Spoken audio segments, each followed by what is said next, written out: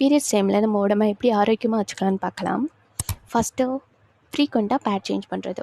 At least 3 to 4 hours ஒன்ஸாவது பேடை ஃப்ரீக்வெண்ட்டாக change பண்ணணும். இல்லைனா நீங்கள் அன்கம்ஃபர்டபுளாகவும் ஃபீல் பண்ணுவீங்க. அது மட்டும் இல்லாமல் யூரினரி ட்ராக்ட் இன்ஃபெக்ஷன் சொல்லக்கூடிய சிறுநீரக எரிச்சலும் உண்டாகலாம். ஸோ முடிஞ்ச அளவுக்கு உங்கள் பெரினியல் ஏரியாவை க்ளீன் அண்ட் ட்ரையாக வச்சுக்கோங்க. செகண்டு, பெயின் கில்லர் யூஸ் பண்ணக்கூடாது. இதனால் உங்கள் ரெகுலர் பீரியட்ஸ் கூட இர்ரெகுலராக மாறுறதுக்கு சான்சஸ் இருக்குது. ஸோ பீரியட்ஸ் டைமில் டேப்லெட்ஸை அவாய்ட் பண்ணிக்கிறது ரொம்பவே நல்லது. நெக்ஸ்ட்டு, பீரியட்ஸ் ஆனால் ஃபஸ்ட்டு 5 daysக்கு ஹாட் வாட்டரில் 1 ஸ்பூன் நெய், கொஞ்சம் மஞ்சத்தூள், அப்புறம் மிளகுத்தூள் இதை மட்டும் ஒரு 5 daysக்கு குடிச்சு வந்திங்கன்னா நம்ம யூட்ரஸில் இருக்க அழுக்குகளை க்ளீன் பண்ணி ஹெல்த்தியான யூட்ரஸாக நீங்கள் மெயின்டைன் பண்ணிக்கலாம். நெக்ஸ்ட்டு, வெயிட் தூக்கக்கூடாது. ஏன்னா உங்களுடைய கர்ப்பப்பை ஆல்ரெடி வீக்காகவும் டயர்டாகவும் இருக்கும்.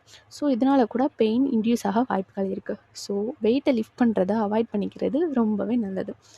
லாஸ்ட் ஒன்று என்னென்னா, ஹைட்ரேஷனாக மெயின்டைன் பண்ணிக்கணும். பீரியட்ஸ் டைமில் ஹைட்ரேஷனை மெயின்டைன் பண்ணுறது தான் முக்கியமான ஒன்று. டெய்லியும் 2 liters வாட்டராவது குடிங்க. இது உங்களை எனர்ஜெட்டிக்காகவும் ஹெல்த்தியாகவும் வச்சுக்க ஹெல்ப் பண்ணும்.